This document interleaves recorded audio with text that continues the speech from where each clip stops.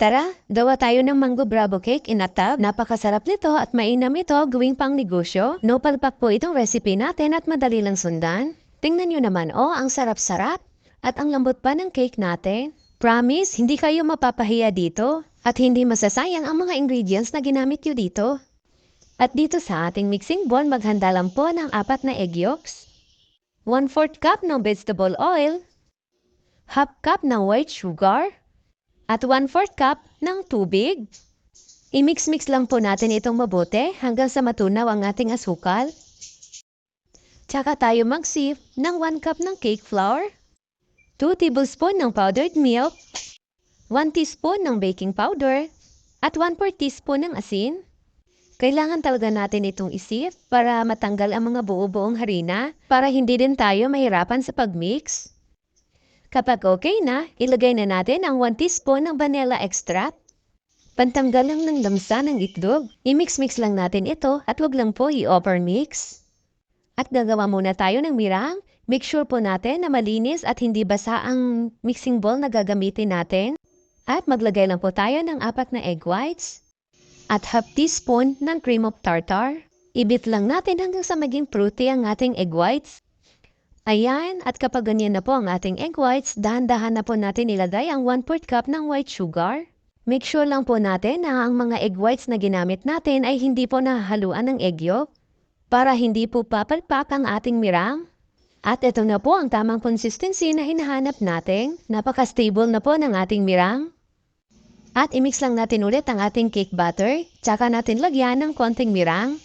Dahan-dahan lang po sa pag-cut and fold para hindi po tayo ma-overmix. Gawin nating 3 batch ang paglagay para hindi mabigla ang ating mirang. Isipin nyo na lang na matatapos din ito. Charot! Pag wala na kayong makita na puti, pwede na po yan para hindi tayo ma-overmix. Naka-ready na po ang ating mga rianera. Nagpahid lang po ako ng oil at naglagay ng parchment paper. Kapag nalagyan na po natin lahat, itap lang po natin para matanggal ang mga bubbles. Lagyan lang natin ng aluminum foil para hindi malagyan ng tubig pag nag-steam na tayo. At steam lang po natin ito ng 35 minutes in medium heat. When waiting na maluto ang ating cake, gawa muna tayo ng ganache. Ilagay lang ako dito ng 1/4 cup ng chocolate at 1 tablespoon ng butter. Pwede rin po kayo maglagay dito ng konting gatas, pero ako hindi na ako naglagay. Ayan, pwede na to. Palamigin lang muna natin bago ilagay sa piping bag. At caramel sauce na naman ang gagawin natin. Maglagay lang ng 1/4 cup ng white sugar. At kapag nag-caramelize na, maglagay lang ng 1/4 cup ng evaporated milk pero half lang muna ang nilagay ko. Yung natirang evaporated milk, dun ko po tutunawin ang cornstarch. At ilagay na rin natin ang 1/4 cup ng condensed milk. I-mix-mix lang po natin. Tsaka natin ilagay ang 1 tablespoon ng cornstarch. At 1 tablespoon ng butter. I-mix-mix lang natin hanggang sa matunaw ang butter. Ayan, pwede na po ito. Palamigin lang bago ilagay sa piping bag. After 35 minutes, luto na po ang ating cake. Gumamit lang ako ng toothpick para madali nating ma-unmold ang cake. Napakasarap po nitong cake natin at napakalambot. At ayan po, nakagawa tayo ng 5 pieces cake in a tub. At gagawa muna tayo ng frosting. Whippet po ang ginamit ko dito. 1 kilo po ito pero 1 cup lang po ang gagamitin natin dito. At pwede po kayo gumamit dito ng ibang brand. Depende na po sa inyo yan. Ayan, sakto. At ilagay na natin dito sa ating mixing bowl. I-cream lang po natin ito in 2 minutes. Medium speed lang po. I-scrape lang po natin sa gilid para pantay ang pag-cream natin. After 2 minutes, maghanda lang po ng 6 tablespoon ng cold water. At 3 tablespoon muna ang ilagay natin. Huwag natin ibigla ang paglagay. Ibit lang natin ito ng 2 minutes ang paglagay natin ng cold water. 2 batch po ang paglagay natin ng cold water.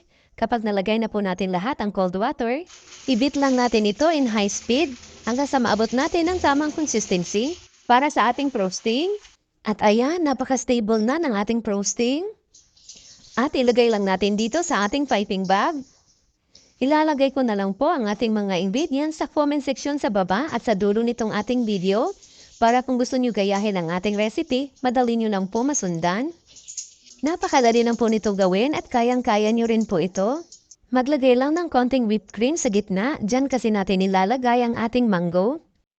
Ayan, at pwede na tayo maglagay dito ng hinog na mangga. 2 malaking hinog na mangga po ang ginamit ko dito. Pwede nyo po lagyan ng corn syrup ang hinog na mangga pero kung wala kayo, pareho tayo. At lagyan lang natin ang caramel sauce. At ang ating chocolate ganache. Ang sarap-sarap na tingnan. At ayan na po, may masarap na tayong mango bravo cake in a tub. Masarap na, napakainan pa nito gawing pang negosyo. Kaya gawa na rin pa kayo nitong no-bake mango cake in a tub. Maraming salamat hanggang sa susunod po.